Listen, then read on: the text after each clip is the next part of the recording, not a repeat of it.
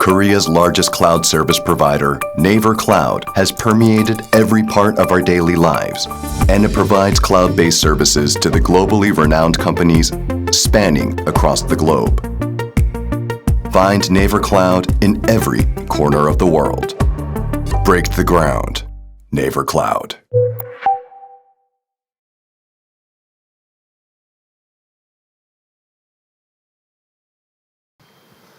네, 반갑습니다. 네이버 클라우드의 한기웅입니다. 제가 오늘 발표드릴 내용은 그 초고대 AI가 불러온 새로운 패러다임이라는 주제로 작년에 그 챗GPT가 이제 세상에 나오면서 아마 시장에서 매우 뜨거운 관심을 받고 있는데요. 관련해서 하이퍼스케일 AI의 기술 동향, 그리고 그 하이퍼스케일 AI 기술이 가져올 서비스와 비즈니스의 변화에 대해서 좀 얘기를 해보도록 하겠습니다.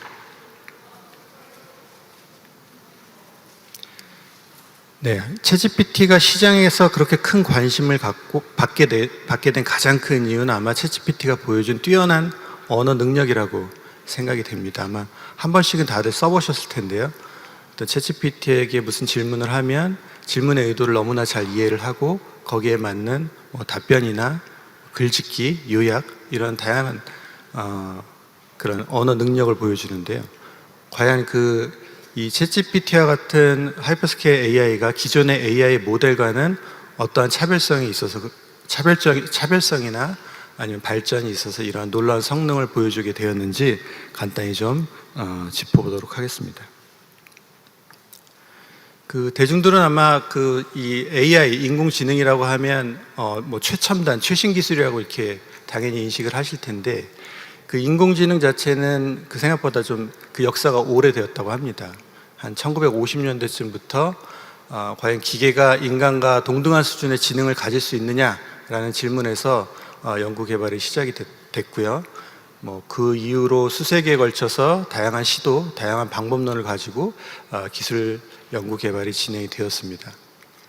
AI 업계에서는 인공신경망 기반의 딥러닝 기술로 기존에 풀지 못했던 많은 다양한 문제들이 풀리기 시작한 한 2015년 정도를 어떤 전환의 시기라고 이렇게 표현들을 많이 하는데요.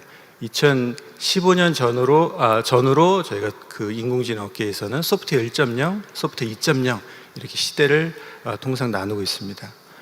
소프트웨어 1.0 시대의 AI 소프트웨어는 한마디로 기계에게 어떤 문제 해결을 시킬 때 로직, 즉 어떤 규칙과 절차를 모두 다 정리를 해서 프로그래밍해서 일을 시키게 되는 방식인 거죠. 이 방식의 문제점은 실제 리얼월드에서는 매우 다양한 현상에 맞닥뜨리게 되고 예상도 엄청나게 많이 발생을 하기 때문에 AI 소프트웨어 성능 자체가 떨어질 수밖에 없는 거죠. 그래서 이렇게 성능이 떨어진 AI 소프트웨어나 서비스는 아주 제한된 환경에서만 예상이나 이런 것들이 최소화된 환경에서만 당초에 목적했던 그런 문제 해결 능력을 보여줄 수 있었습니다. 그런데 이제 딥러닝 기술이 발전을 하면서 소프트웨어 2.0 시대에서는 사람이 이런 로직을 만들어서 소프트웨어를 만드는 것이 아니라 한마디로 데이터를 학습을 시켜서 기계 스스로 어떤 특정 패턴을 찾아내고 그 패턴으로 판단하게 하는 소프트웨어를 만드는 것입니다. 개발자가 로직으로 소프트웨어를 만드는 것이 아니라 데이터 학습을 통해서 스스로 로직을 개발하게 하는 것인데요. 이 딥러닝 기술이 점점 발전함에 따라 실질적으로 많은 문제들을 해결할 수 있었습니다. 말씀드린 대로 딥러닝 기술은 이 데이터를 학습을 시키는 것이기 때문에요. 데이터의 양이 매우 중요하고요. 양만 많다고 물론 되는 것은 아니고 양질의 데이터가 많이 있다는 게 중요하게 되는 것이고 또 데이터가 많다는 것은 그만큼 학습하고 계산해야 될 것들이 많아지기 때문에 컴퓨팅 성능과 용량이 매우 중요하게 됩니다. 그래서 이 딥러닝 기술로 인공지능 업계에서 하나의 또 혁신을 이루긴 했지만 이 딥러닝 기술 자체도 문제점을 좀 내포하고 있습니다. 첫 번째는 이 데이터를 가지고 학습을 하다 보니까 아무래도 학습시키기 전에 이 결과에 대한 예측이 매우 어렵다는 것입니다. 많은 양의 데이터를 가지고 학습을 시켰으나 이제 인간이 예측하는 결과는 많은 다른 형태의 결과가 나오는 경우도 있었고요. 두 번째는 이 컴퓨터에게 기계에게 학습시키기 위한 데이터를 준비하는 데 너무 많은 시간과 비용이 든다는 것이죠. 소위 말해 저희가 데이터에 눈깔 붙이기 혹은 이제 데이터 라벨링을 하는 그런 작업을 통해서 데이터에 대한 특성을 이제 기계한테 알려줘야 되는데, 그러한 데이터를 만드는데 엄청난 시간과 비용이 발생하게 되는 문제가 있습니다. 그렇게 학습시킨 이후에 또 그 서비스를 내놓았다 하더라도 어떤 그 주변의 상황이나 여러 가지 추가적인 현상이 발생했을 때 그런 부분들은 학습을 못한 부분이 있기 때문에 대응이 안 되는, 서비스의 퀄리티가 떨어지는 이러한 문제도 내포하고 있습니다. 이렇게 딥러닝 기반으로 AI 소프트웨어, AI 모델을 만드는 방식도 기존에는 각각의 그 해결하고자 하는 문제의 종류나 서비스에 따라서 각기 다른 모델을 만들었습니다. 예컨대 어떤 디지털 파일로부터 문자를 추출해낸다라든가, 아니면 뭐 쇼핑몰에서 쇼핑의 행태를 가지고 추천 정보를 뽑는다라든가, 뭐 각각의 용도에 맞게끔 모델이 다르게 나오는 것이죠. 그리고 이러한 각기 다른 모델들은 또 서로 각기 다른 특성을 가진 데이터를 가지고 학습을 시켜서 만들게 되는데요. 뭐 기존에 많이 들어보셨을 겁니다. 뭐 OCR 모델, 뭐 어떤 대답 생성형 모델, 추천 특화 모델 등등의 여러 가지 모델들은 서로 다른 데이터로 서로 다른 방식으로 이제 모델을 만들게 되는 것이죠. 이렇게 그 목적에 맞는, 또 해결하고자 하는 문제에 따라 서로 다른 모델을 만든다는 것은 방금 전에 설명드린 대로 그 데이터를 준비하고 학습시키고 하는데 많은 비용과 또 시간이 걸린다는 문제가 있고요. 또 이러한 각기 다른 모델을 만들 때 이 특성화된 모델을 만들기 위한 AI 모델러들의 역량이 매우 중요하게 됩니다. 이 모델의 역량이 떨어지는 경우에는 이 그 AI 모델의 성능이나 품질이 상당히 떨어지는 문제가 있고, 이러한 문제를 내포하고 있어서 이후에 새로운 개발 방식은 바로 오늘 저희가 말씀드린 하이퍼스케일 AI, 초거대 AI 모델이라는 건데요.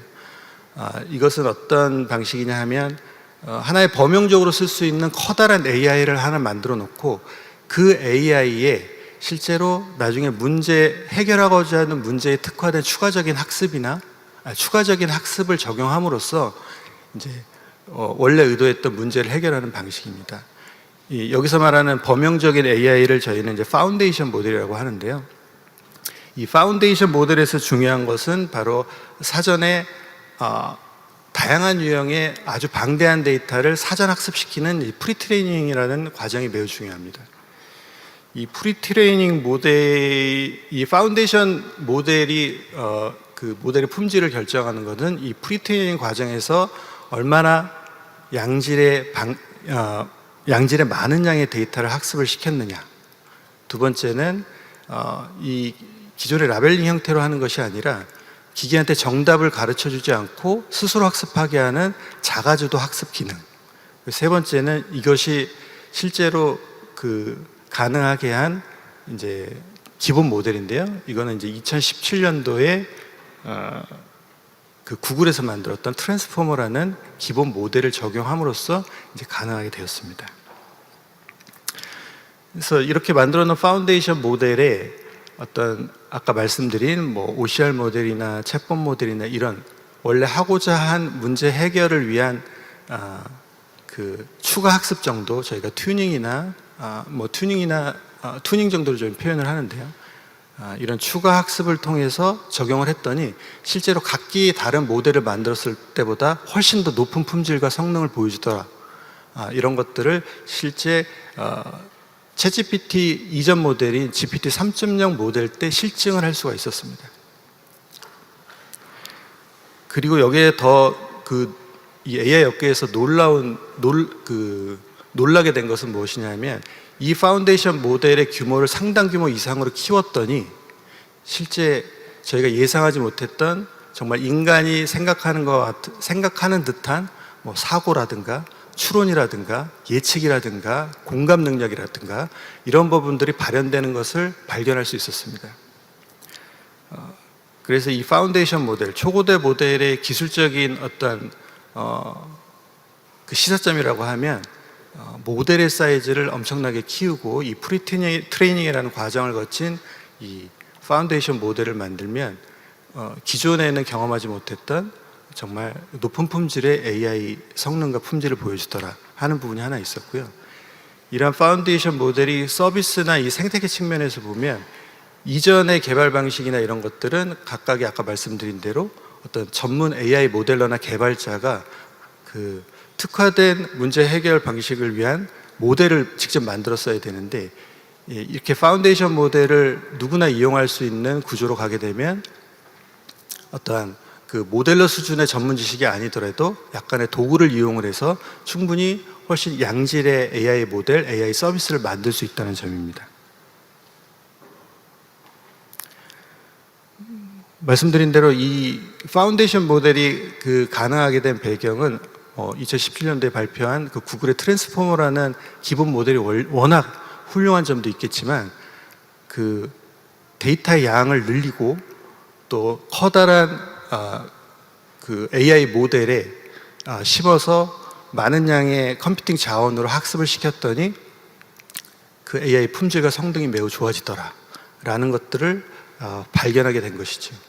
그래서 이거는 아까 말씀드린 대로 챗GPT 이전 모델인 GPT 3.0 모델이 출시된 이후에 나온 여러 가지 논문에서 실증이 됐고요. 물론 이 모델 사이즈에 대해서는 아직까지 약간의 논란이 있습니다. 무한정으로 그 모델의 사이즈를 늘리면 무조건 좋은 것이냐, 사실은 요건 약간 논란의 여지가 있고, 그러나 확실한 것은 일정 규모 이상으로 모델 사이즈를 크게 하는 것은 AI 품질을 높이는데 분명한 도움이 된다라는 점이 있습니다.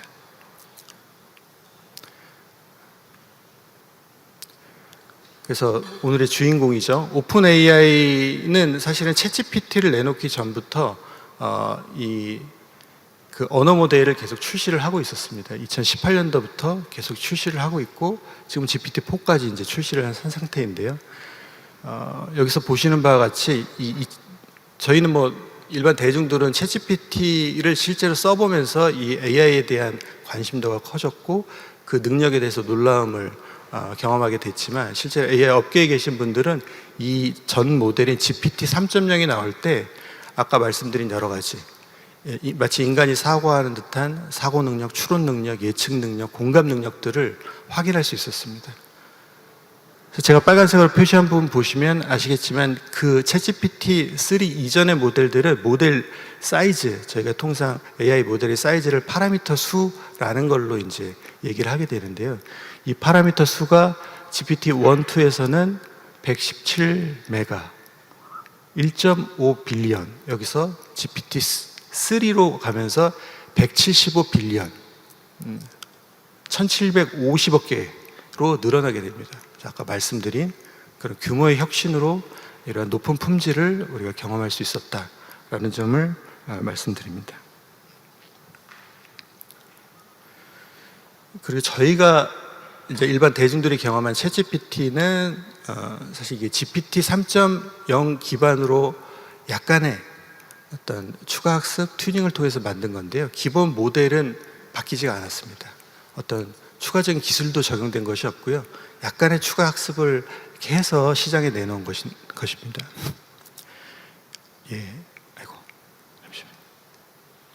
GPT 3.0이 워낙 언어적인 능력이 뛰어난 부분을 보여줬지만, 실제로 그러니까 여기서 말하는 뛰어난 능력이라는 것은 그 사람이 질의를 하면 그 질의의 내용을, 그 의도를 너무 잘 이해하고 거기에 아주 그럴듯한 대답을 정말 잘 내놓는다는 것이거든요.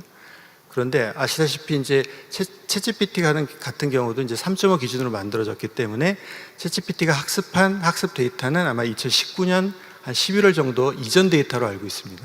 그렇기 때문에 그 이후에 발생한 역사적인 사건이나 그 이후에 뭐 생성된 여러 가지 지식들에 대해서는 얘가 알지를 못하죠.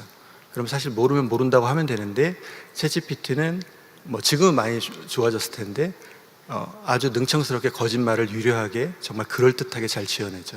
이게 저희는 할루시네이션 효과라고 하는데요. 사실과 다른 대답을 하거나 의도와 맞지 않는 결과물을 내놓거나 또 법적으로 또는 윤리적으로 문제가 있는 대답을 내놓는 문제를 내포하고 있었습니다. 그리고 GPT 3.0 때에는 아까 말씀드린 데 AI 전문 모델러가 이렇게 모델을 만드는 수준은 아니지만 그래도 여기에 뭔가 질의를 하거나 뭔가 지시를 할 때는 저희가 프롬프트라는 도구를 이용해서 어떤 지시를 내리고 거기에 힌트를 주고 하는 그런 일련의 과정들이 좀 필요한데, 물론 개발자나 AI를 만들거나 하는 분들한테는 상당히 쉬워 보이지만 대중들은 여전히 좀 생소한 그런 인터페이스를 가지고 있었습니다. 그래서 아마 오픈 AI도 이거를 뭐 본격적으로 시장에 내놓거나 이 시점에서 하지 않았던 게 아닐까 싶습니다. 그래서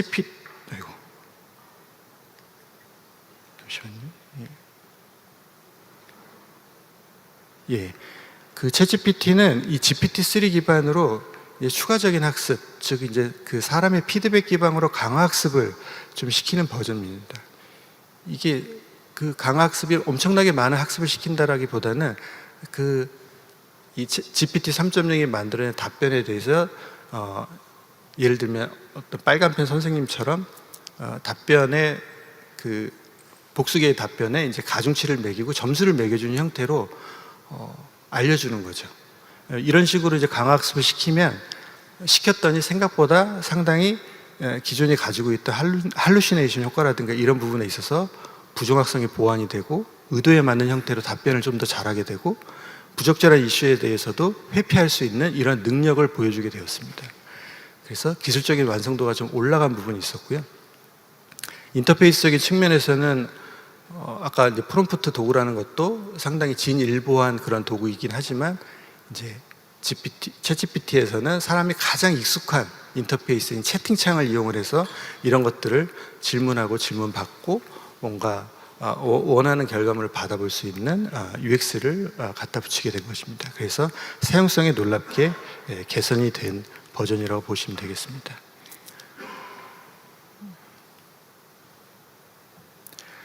챗GPT는 지금도 계속 그 새로운 모델이 나오면서 이제 버전이 올라가는 부분도 있지만 더 놀라운 것은 이제 플러그인 생태계가 만들어지고 있다는 것입니다. 저희가 대 AI 시대의 서막 이렇게 썼는데요. 기본적으로 이 챗GPT와 같은 초고대 AI 모델은 LLM, 라지 랭귀지 모델이라고 그래서 한마디로 언어 능력이 매우 뛰어난 모델인데요.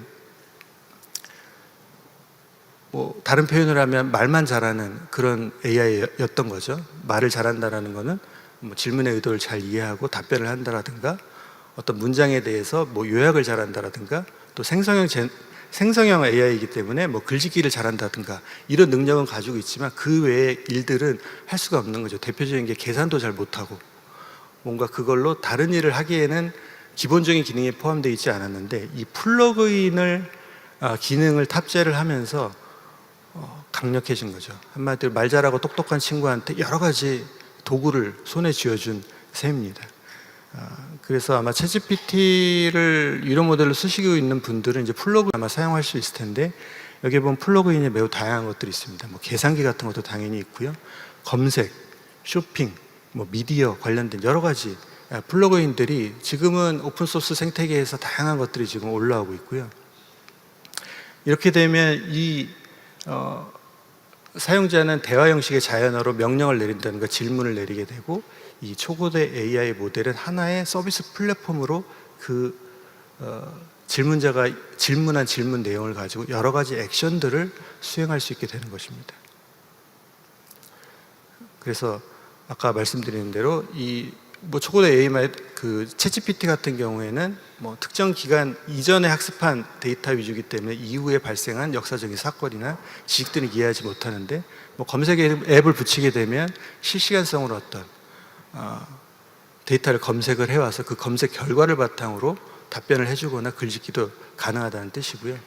어떤 명령을 내리게 되면 그걸 가지고 쇼핑 앱을 통해서 뭐 카트에 물건을 집어넣는다라든가 뭐 결제를 한다든가 등등. 그래서 이렇게 플러그인 기능을 통해서 할루시네이션 효과도 이렇게 이슈를 완화시킬 수 있고 데이터의 실시간성도 확보할 수 있고 전체적으로는 이러한 앱들이 계속 만들어지고 추가되면서 앱 생태계가 출현할 것으로 기대를 하고 있습니다. 뭐 초고대 AI가 가져올 변화 미래는 뭐 여태까지 말씀드린 내용 기준으로는 아마 지금은 많은 분들이 정보를 검색하고 관심을 가지고 재미로 이런 것들을 많이 쓰시겠지만 또 좀 앞서가시는 분들은 이걸 이용해서 여러 가지 컨텐츠를 좀 제작을 형태로 이제 사용을 하실 거고요. 저희가 바라보는 궁극적인 효과는 바로 이제 그 개인이나 기업들의 업무 생산성 혁신에 큰 도구로 활용이 될 것이다라고 생각을 하고 있습니다. 네. 저희 네이버 입장에서도 이게 좀 발등에 떨어진 불이긴 한데요. 기존의 검색 방식은 이제 검색창에 이제 원하는 키워드를 집어넣고 검색 질의를 통해서 검색 결과를 받아보는 형태인데요. 이제 챗GPT 같은 경우도 이제 MS가 투자를 하면서 빙에다 붙였죠. 대화형으로 검색할 수 있는 시대가 열렸습니다. 대화형으로 한다는 것은 질문의 의도를 이 AI 자체가 이해를 하고 원하는 정보를 잘 찾아준다는 뜻인데요. 저희 네이버도 이 부분은 지금 준비를 하고 있습니다. 뭐 컨텐츠 생산 부분은 여전히 저작권이나 이게 창작물이냐 아니냐에 대한 여러 가지 논란이 있기 때문에 이거는 앞으로도 여러 업계에서 또 논의가 필요한 내용이지만 어찌됐건 가변 형태의 문서를 작성을 한다라든가 가변 형태의 어떤 컨텐츠를 생산하는 데는 아주 지금도 유용하게 사용이 가능하고요. 대표적으로 이제 사무 영역에서는 이제 마이크로소프트사가 이제 코파일럿이나 이런 것들 코드를 자동으로 생성을 한다라든가 문서의 초안을 잡아준다라든가 이런 부분들은 이미 이런 문서화 도구에 탑재가 돼서 서비스가 이미 되고 있습니다. 네, 업무 생산성 혁신 부분은 앞서 말씀드린 이런 내용들이 결국에는 각 기업들 또 개인들이 활용하게 됨으로써 이제 기존에 반복적으로 수행하던 어떤 그 공통 업무라든가 반복적인 작업들에 아주 생산성을 가져올 수 있다는 것이죠. 실제로 어떤 이메일 초안을 작성한다라든가 긴 문서에 대한 요약본을 확인한다라든가 이런 것들에 대해서 혁신을 가져올 수 있고요. 마케팅 문구의 개발, 심지어는 요새는 저희 하이퍼클로버와 연동해서 자소서를 써주는 이런 서비스도 나온 것으로 알고 있습니다. 그래서 각각의 인더스트리별로 이러한 그 초고대 AI 인공지능을 이용을 해서 업무의 생산성을 올리는 다양한 시도들은 앞으로 계속 이루어질 거라고 생각이 됩니다. 예, 하이퍼클로버 X에 대해서 간단히만 좀 소개 말씀을 드리겠습니다. 네, 아시는 분들은 좀 아실 텐데 하이퍼클로버 X는 네이버가 보유하고 있는 초고대 AI 모델입니다. 세계에서 세 번째로 저희가 초고대 AI 모델을 좀 보유를 하고 있고요. 첫 번째는 말씀드린 아까 챗GPT의 전신인 GPT-3 모델로 생각하시면 되겠고요. 사실 이게 출시될 때까지만 해도 GPT-3보다는 하이퍼클로버가 훨씬 더 한국어 언어 능력이 이제 훌륭했었는데 GPT 3.5 이렇게 나오면서 언어 능력 많이 따라잡은 부분이 있어서 저희도 이 부분에 조금 더 많은 투자를 해서 성능을 올리는 부분을 지금 하고 있고요.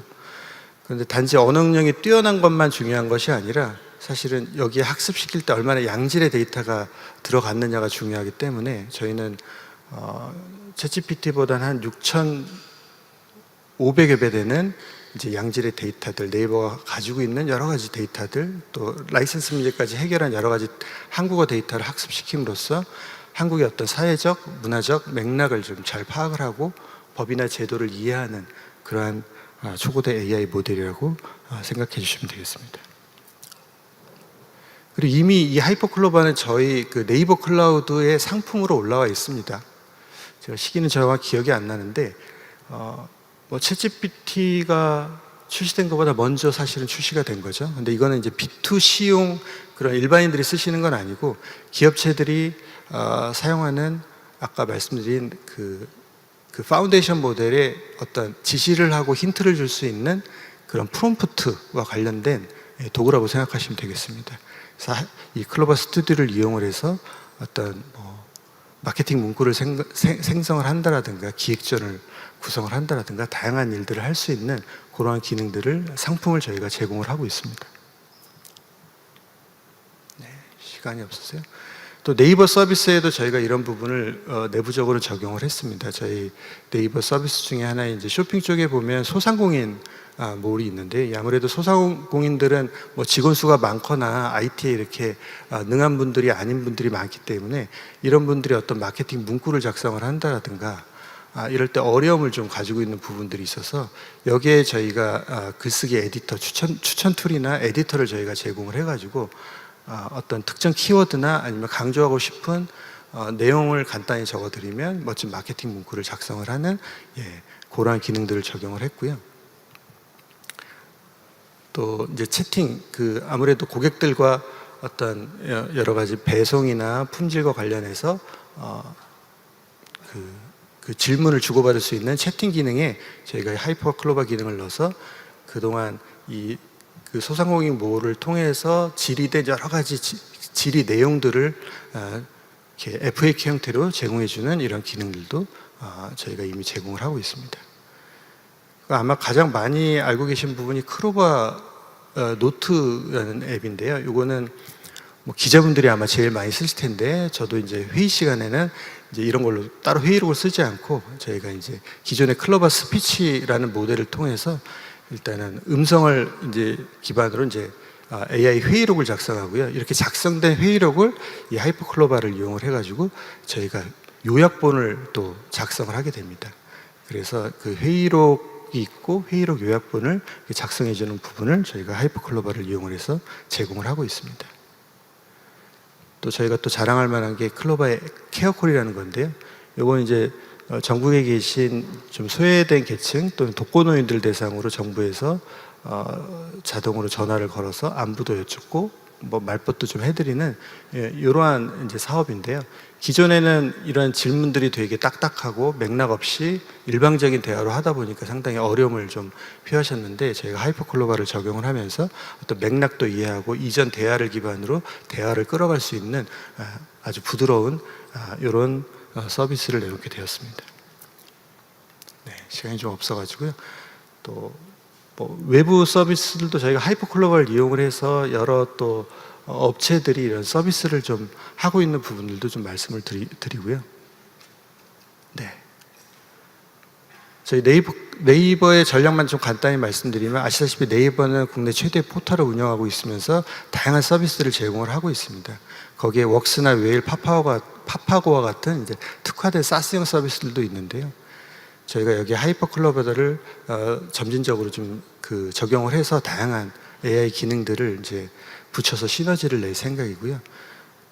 밑단으로는 저희가 또 네이버 클라우드라는 이제 클라우드 서비스를 하고 있기 때문에 이 B2B형 상품을 내놔서 사스 형태로 제공할 예정입니다. 그리고 아까 말씀드린 대로 이 사스형 상품을 이용을 해서 다양한 그 앱 마켓이 생성이 될 것으로 좀 기대를 좀 하고 있고요. 또 기업들이 이 하이퍼클로바를 이용을 해서 업무 생산성을 올릴 수 있는 다양한 시도를 할 것으로 이렇게 기대를 하고 있습니다. 네, 뭐 시간이 없어서요. 일단은 제가 뭐 하이퍼클로바에 대해서는 오늘 좀 말씀을 많이 못 드리는 게, 이제 저희가 아마 8월쯤이면 하이퍼클로바 X에 대한 정식 출시가 큰 행사와 함께 이제 진행이 될 겁니다. 하이퍼클로바 X는 기존의 하이퍼클로바를 한층 더 업그레이드된 모델이라고 생각을 하시면 되겠습니다. 그래서 B2C형, B2B형 상품이 모두가 출시가 되니까 좀 관심을 갖고 지켜봐 주시고 많은 사랑을 주시면 감사하겠습니다. 예, 이상 발표를 마치겠습니다. 네, 큰 박수 부탁드립니다.